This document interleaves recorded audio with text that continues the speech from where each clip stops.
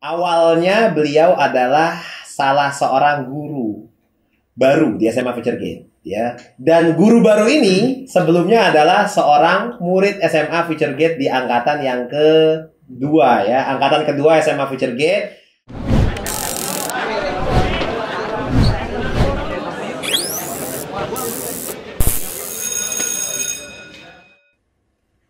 Assalamualaikum warahmatullahi wabarakatuh. Alhamdulillah kita ketemu lagi di channel FG Talk, sebuah tayangan yang akan mengajak orang-orang di sekitar lingkungan kita, khususnya di teman-teman Future Gate, buat berdiskusi tentang berbagai hal yang bisa kita angkat dan kita jadikan materi-materi pembicaraan yang mudah-mudahan bisa membangkitkan inspirasi atau setidaknya bisa mengenal lebih jauh tentang sosok-sosok yang akan kita ajak ngobrol dan diskusi pada kesempatan di acara FG Talk ini.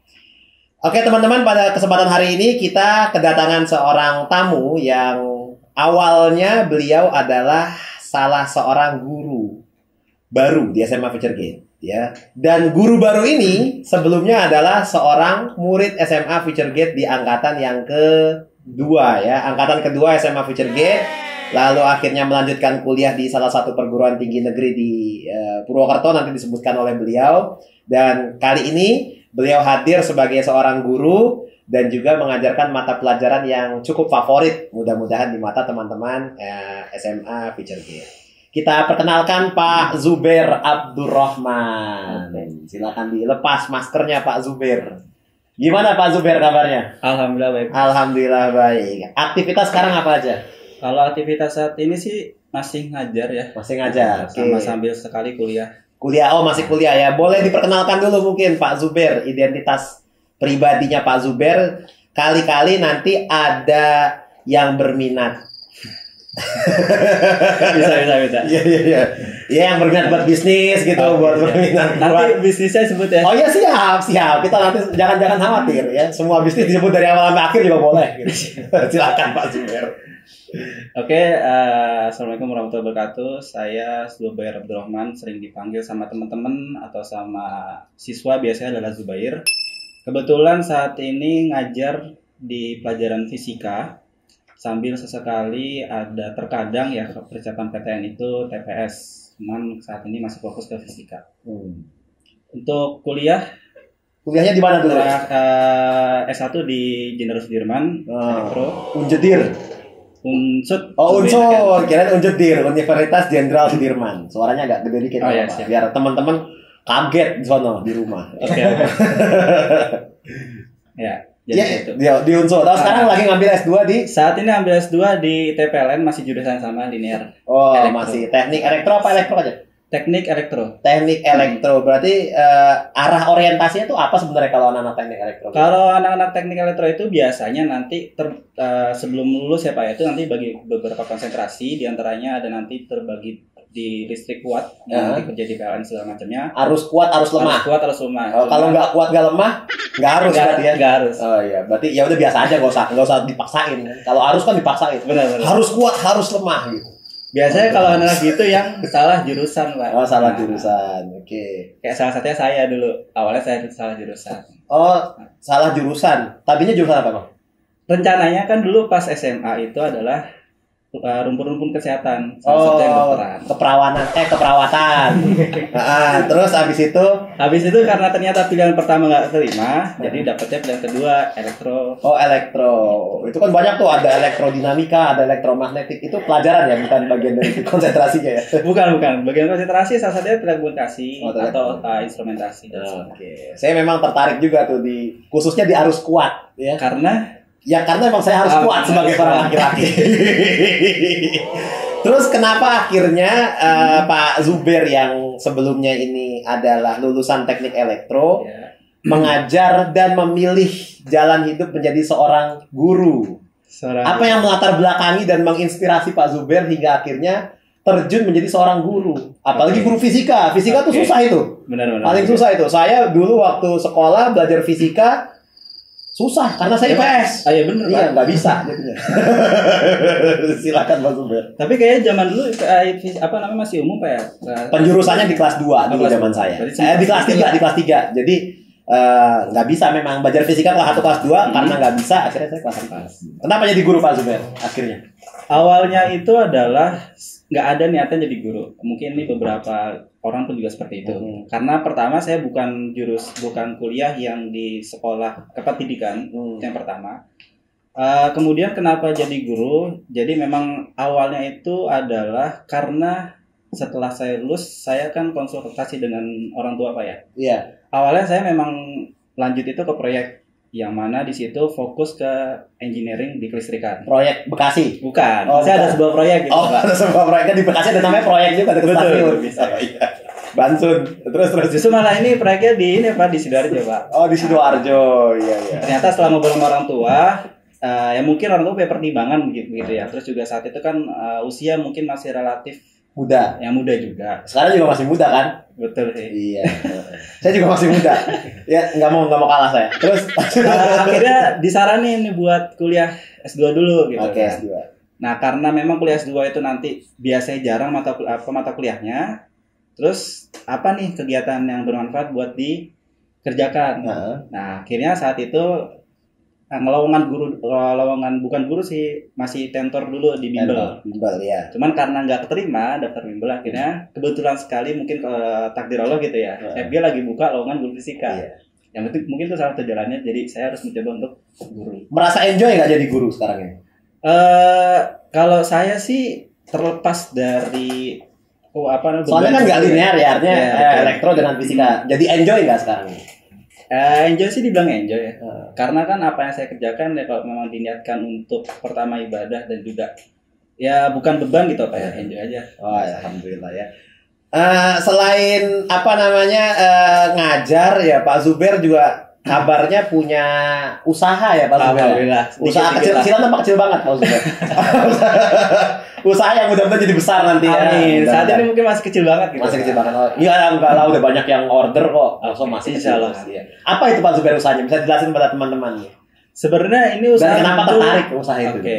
Usaha ini muncul karena pertama masa pandemi Pak. Oh iya. Pandemi saat itu kan memang sistem pendidikan tuh masih bingung nih. Bener-bener pendidikan diliburkan, pembelajaran. Akhirnya saya, wah ini kayak harus butuh kegiatan lain lah. Selain itu jualan di situ, bisnis masih mikir nih apa bisnisnya. Akhirnya muncul sebuah ide untuk membuat produk yang mana produk ini bisa menjadikan branding sebuah perusahaan atau apapun kantor segala macam. Oh gitu. Jadi apa nama usahanya Pak Zubair? Nama usahanya Perintilan Rumah MZ, nanti bisa cari di Instagram. Perintilan Rumah MZ ada kaitannya nggak sama Zainuddin MZ? Bukan, itu bukan. Kaitannya sama nama saya. Oh namanya, jadi Perintilan Rumah MZ Muhammad Zubair gitu maksud saya. Saya pikir ada hubungannya sama Zainuddin MZ sama Fikri Zainuddin MZ juga. Bukan ya. Oke, mantap Pak Zubair. Jadi teman-teman yang ingin memesan produk-produk yang berkesan bagi hadiah, terus hampers ya, bisa juga buat hampers, terus juga bisa buat hiasan-hiasan rumah, nanti bisa dilihat di Instagramnya Pak Zubair yang akan dicantumkan di pembicaraan kita hari ini. Produknya juga akan muncul di bawah sini apa di samping sini, di mana terserah lah. Tergantung editor mau naruhnya di mana. Di belakang saya net tutupin muka saya juga nggak apa-apa. Suka-sukanya editor. Nanti akan diakses aja, ya, di follow seluas-luasnya dan di share. Murah harganya Pak Zubair? Murah, terjangkau, di bawah 100.000. Di bawah 100.000, coba bayangin ada termos di bawah 100.000. Dulu orang beli termos mereknya Lion Star mahal, ya kan? Ini besi bukan Lion Star di bawah 100.000. Ini bukan Lion Star apa? Snack Star apa? Bukan, merek sendiri. Oh, merek sendiri. Oh, luar biasa. Oke. Terus sekarang ini kan balik lagi kita ngobrolin tentang pendidikan nih Pak Zubair, karena memang passion yang cukup kuat di bidang pendidikan. Kenapa? Sudah jadi guru, sudah punya usaha, sudah punya calon istri belum? Calon ya nggak tahu. Kenapa ragu-ragu nyebutnya? Saya sudah punya calon istri lagi. Kalau apa cita-cita tujuan sih ada. Oh iya. Sudah ada yang diikat janji dan komitmen mungkin? Belum. Oh belum. Nonton tuh nanti begitu. Oke, kenapa akhirnya tetap mau fokus sekolah lagi dan ngambil sekolah di jurusan yang sama? Orang kan kalau misalkan, oh ya, kayaknya jalan hidup gue nih bakal jadi guru, gue ngambil pendidikan aja gitu, buat memfollow apa yang gue lakukan. Kenapa akhirnya terjun lagi ke dunia elektro yang linear? Kenapa lanjut lagi ke S2 dan masih dalam nilai yang sama? ini lagi-lagi adalah setelah saya konsultasi dengan orang tua saya. Karena memang ke depan itu pertama pendidikan kalau misalkan kita mau melanjutkan ke jenjang selanjutnya lebih baiknya adalah linear. Kalau nggak linear minimal satu rumpun. Kayak misalkan saya teknik elektro satu rumpun dengan teknik fisika dan segala macamnya. Sains ya Mas. Betul sekali. Jadi lebih kepada nanti kebermanfaatan dan tujuan kita nanti setelah kuliah kan salah satu S2 saya kan bisa mengajar lagi untuk jadi dosen ya. Jadi punya harapan untuk jadi dosen ya. Karena bapaknya Pak Zubair ini juga dosen ya. Ya, dosen. Kaprodi malahan. Kalau bisa dibilang sih warek satu. Wakil rektor 1 ya. Nanti bisa ditelusuri siapa bapaknya beliau. Orang penting juga. Orang namanya wakil rektor ya. Jadi pasti orang penting. Bukan wakil kepala sekolah. Nah terus jadi Pak Zubair selain jadi guru juga berharap untuk jadi dosen. Mudah-mudahan profesi jadi guru juga nggak ditinggalkan nanti ketika jadi dosen ya. Jadi santai-santai aja. Dari ilmu yang didapat tadi itu ada hal lain nggak sih yang ingin digali dari diri Pak Zubair, sesuatu yang belum mencitrakan atau mencirikan Pak Zubair? Ketika usaha udah, ngajar udah. Ada hal lain apa yang pengen digali dari diri Pak Zubair yang kira-kira punya bakat di bidang itu? Kalau yang saat ini pengen lebih digali lagi, sebenarnya lebih ke skill sih Pak. Skill. Desain ya, kalau nggak salah suka desain juga. Betul ya, suka desain. Karena memang minat desain itu sebenarnya kuat, cuman untuk menyalurkan itu nggak ada waktu aja. Jadi dan nggak ada duit juga. Nggak ada waktu aja ya. Bener sih nggak ada duit. Ya kan mahal. Ya kan. Tapi kan sekarang nyicil ya pelan-pelan ya. Kalau nggak salah udah punya tablet ya. Ada. Tabletnya gede kayak buat potongan daging. Jadi itu. Apa lagi selain desain?